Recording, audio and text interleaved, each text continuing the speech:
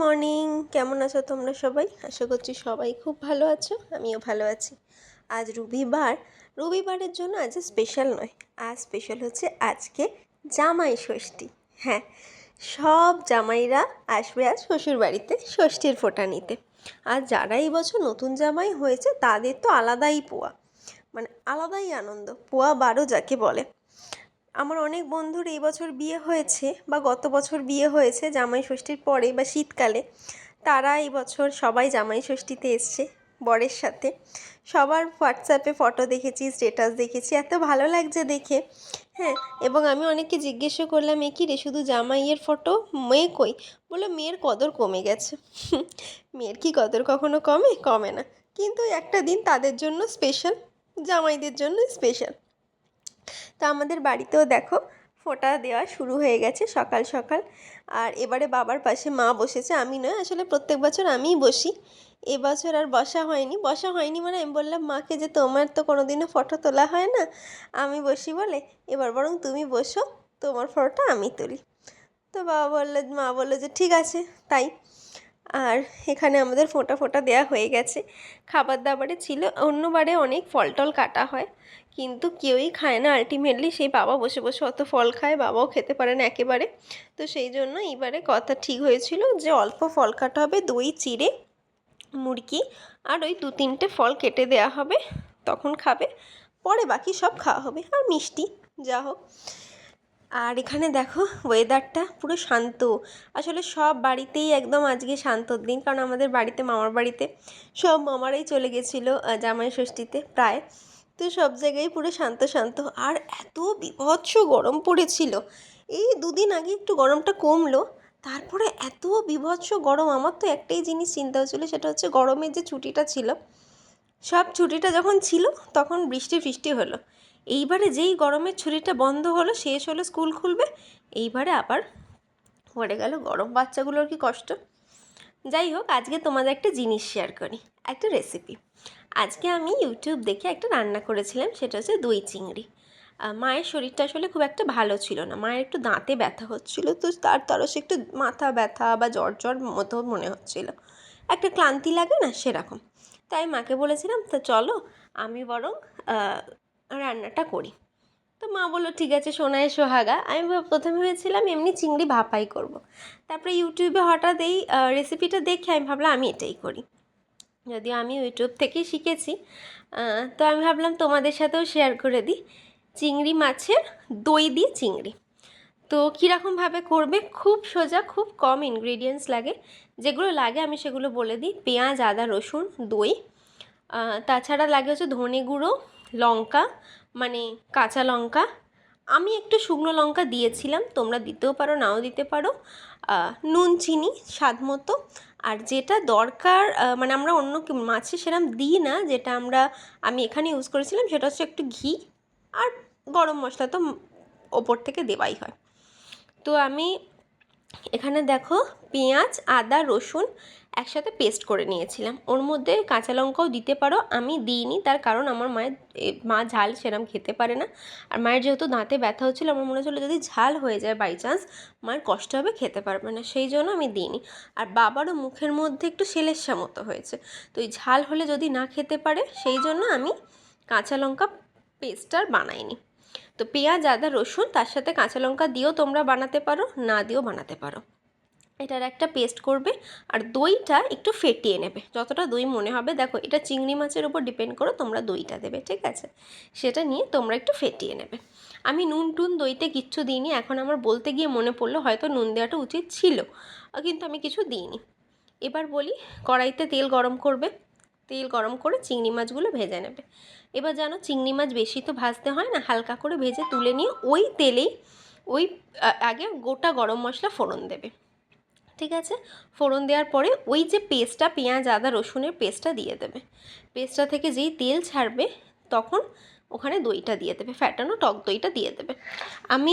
আমি খুব ভালো করে ট্রাইপডটা সেট করেছিলাম, কিন্তু আমার ট্রাইপডটা একটু প্রবলেম হওয়ার জন্য ওটা অটোমেটিক নেবে গেছিলো, আর আমি সেটা লক্ষ্য করিনি। সেই জন্য এখানে কড়াইটার নিচেটাই তোমরা দেখতে পাচ্ছ, আসলে ওপরটা দেখতে পাচ্ছ না। হ্যাঁ, এটার জন্য আমি খুবই দুঃখিত, কিন্তু এটা আমি পরে দেখছি যে এরমভাবে নেবে গেছে আর আমি সেটা লক্ষ্য করিনি। যাই হোক, পেঁয়াজ আদা রসুনটা যখন ভাজা ভাজা হয়ে যাবে, মানে তেল ছাড়বে একটু একটু করে হালকা, মানে বুঝতেই পেরে যাবে যখন, তখন দইটা দিয়ে দেবে। দইটা দিয়ে ভালো করে একটু কষাবে, কষিয়ে যখন দেখছো যে হ্যাঁ এবার হয়ে গেছে, তাতে স্বাদ মতো মিষ্টি মানে চিনি, নুন, আর আমি অল্প একটু কাশ্মীরি লাল লঙ্কার গুঁড়ো দিয়েছিলাম একটু রঙটা হওয়ার জন্য, নয়তো একদম সাদা ফ্যাটফ্যাটে হয়েছিল সেই জন্য। ওটা আমার মা বলেছিল দিতে, ওটা আমি যেখান থেকে রেসিপিটা দেখেছিলাম ওখানে কিন্তু দেওয়া ছিল না। ঠিক আছে, তারপরে ভালো করে নেড়ে তাতে একটুখানি 2-4টে কাঁচা লঙ্কা দিয়ে দেবে। এটা তোমাদের ইচ্ছা, আমি দিয়েছিলাম 2-4টে, কেননা যদি কেউ ঝাল খায় তাহলে ওটা ইউজ করতে পারবে। তারপরে যেই দেখবে ভালো করে ওটা নাড়াবে এটা, তারপরে যেই দেখবে তেল বেরিয়ে যাচ্ছে, তাতে চিংড়ি মাছগুলো দিয়ে দেবে। দিয়ে অল্প জল দেবে, আমি যেমন করেছিলাম পেস্টের যে বাটিটা ছিল আর টক দইয়ের যে বাটিটা ছিল, ওই দুটোই একসাথে, মানে একটাতে জল ঢেলে দুটোতেই মিশিয়ে দুটোই ধুয়ে নিয়ে সেই জলই আমি এই চিংড়ি মাছের মধ্যে দিয়ে দিয়েছিলাম। তোমরা সেটাও করতে পারো, নয়তো তোমরা এমনি জলই ইউজ করতে পারো। এবার জল দিয়ে তারপরে যখন এবার ফুটবে মাছটা, মানে বুঝেই যাবে হয়ে গেছে, তখন ওপর থেকে ঘি আর গোটা গরম মশলা গুঁড়ো এই দুটো দিয়ে ব্যাস বন্ধ করে দেবে, হয়ে গেল তোমাদের দই চিংড়ি।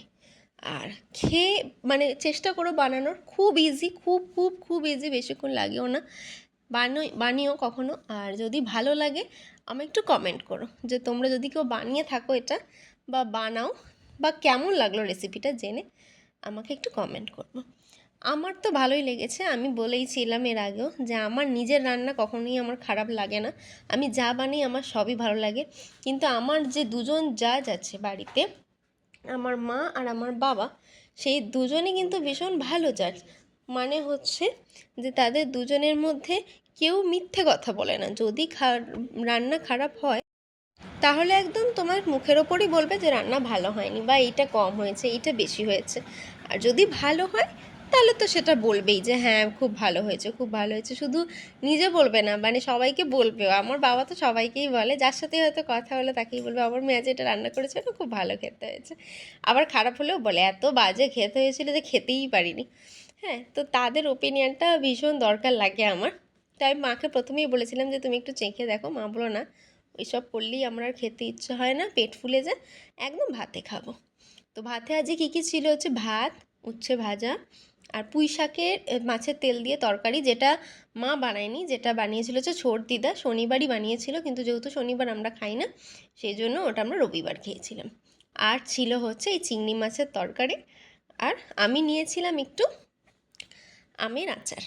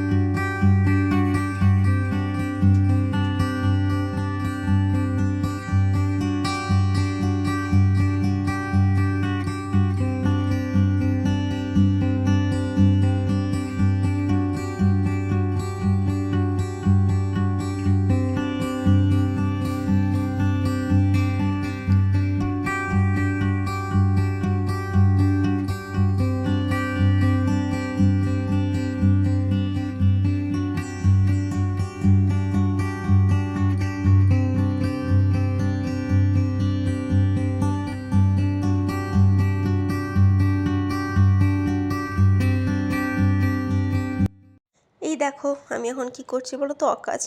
এটা আমার রবিবারের অকাজ, কিন্তু আমি প্রত্যেক রবিবারই এইসব কাজ করি, তোমরা জানো। রান্না বান্না করে খেয়ে দিয়ে প্রচুর টায়ার্ড হয়ে গেছিলাম, বেকার কথা, কিচ্ছু হয়নি। গেছিলাম বেইমাসিদের বাড়ি গল্প করতে, তারপরে এসে এই অকাজ করছিলাম। আর কি, এত গরমে অকাজই ভরসা। মা, বলছি যে কি, দুপুরে যে আমি মাছটা বানিয়েছিলাম চিংড়ি মাছটা কেমন হয়েছিল? ঠিক করে বলো। ভালো হয়েছিল, সত্যি খুব ভালো হয়েছিল। সত্যি? প্রথমবার ট্রাই করে খুব ভালো হয়েছিল। হ্যাঁ ভালো হয়েছিল। বাবা দারুণ। তাকাও একটু ঠিক করে। এই তো কেমন লাগলো তোমার? তাই তো বলেছি যে খুব সুন্দর হয়েছে। সত্যি তো? তখনই তো বলেছিল। হ্যাঁ বাবা বলেছিল, কিন্তু আমি তোমাদের সাথে শেয়ার মালাইকারি করব মতন বলে। লাগছিল। হ্যাঁ কি? মালাইকারি।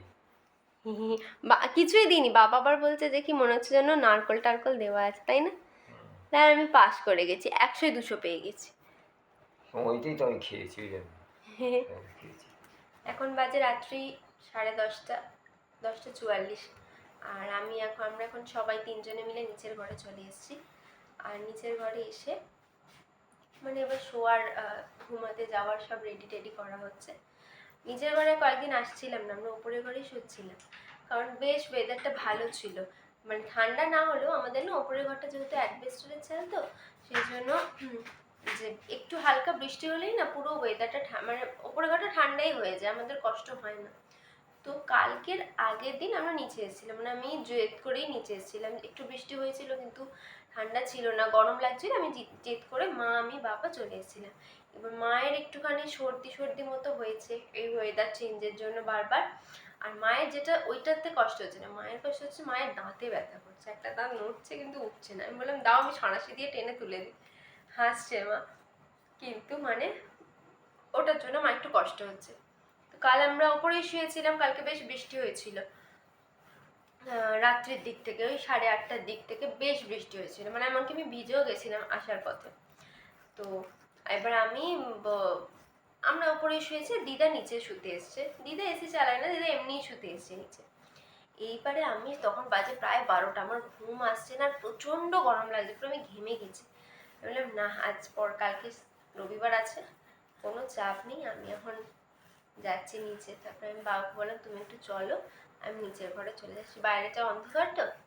তারপরে আমি নিচের ঘরে এসে শুলাম। তো আজকেও মাকে বলে আমাদের কেমন শোয়, এদিকে বাবা শোয়, তারপরে মা, তারপরে আমি। কিন্তু মা একদম এসির ডিরেক্ট সোজাসুজি শুয়। তো সেই জন্য আমি বললাম যে ঠিক আছে তুমি চলো, তোমার ওপরে আরে ঘুমই হবে না গরমে, তুমি মুখে চাপা দিয়ে শুইও, তুমি ধারে শুয়ে আমি মাঝখানে শোবো, আমার কোনো কষ্ট নেই। তো সেই জন্য মা নিচে এসেছে। হ্যাঁ, এবার আমরা শোবো বলে একদম রেডি হতে যাচ্ছি। সারাটা দিন বেশ ভালো কেটেছে, আমার তো ভালোই কেটেছে, কোনো খারাপ কিছু কাটেনি। শুধু একটাই যেটা কি হচ্ছে, মায়ের শরীরটা ভালো নেই, তো ওটাই খুব খারাপ লাগছে, কারণ মার খুব মাথা যন্ত্রণা করছিল, মা পারছিল না। তো এটাই একটা কেমন একটা হচ্ছে, নয়তো এমনি ভালোই কেটেছে সারাটা দিন। তো চলো আজকে এখানেই ব্লগটা শেষ করছি। যারা এবছর নতুন জামাই হয়েছে তারা যাচ্ছে, আমার খুব ভালো লাগছে ফটোগুলো দেখতে। যেমন দোলন হচ্ছে এবছর নতুন জামাই, দোলন জামাই না, দোলনের বর জামাই। তো ওরা সব গেছিল, ফটো দেখলাম। তারপর আমরা আর একটা বন্ধু সৌমি বলে, ওরাও এসেছিল জামাই ষষ্ঠীতে কলকাতায়, তো ওদেরও ফটো দেখলাম। মানে খুব ভালো লাগছে, সবাই খুব ভালো থাকুক, সুস্থ থাকুক, এটাই চাইবো। সবার জীবন খুব ভালো হোক, নতুন জীবনে যারা পদার্পণ করেছে তাদের সারাটা জীবন খুব ভালো কাটুক, একসাথে খুব ভালো কাটুক। প্রত্যেক বছর জামাই ষষ্ঠীতে যাতে আসতে পারে এবং খুব আনন্দ করতে পারে, এটাই চাই। আমারও মাথা চুলটা বাঁধা ছিল, কিন্তু এত মাথাটা ব্যথা করছিল না যে আমি চুলটা খুলে ফেললাম। তো চলো আজকের মতো টাটা, গুড নাইট, শুভরাত্রি। দেখা হবে নতুন দিন নতুন ব্লগের সাথে। আজকের মতো টাটা।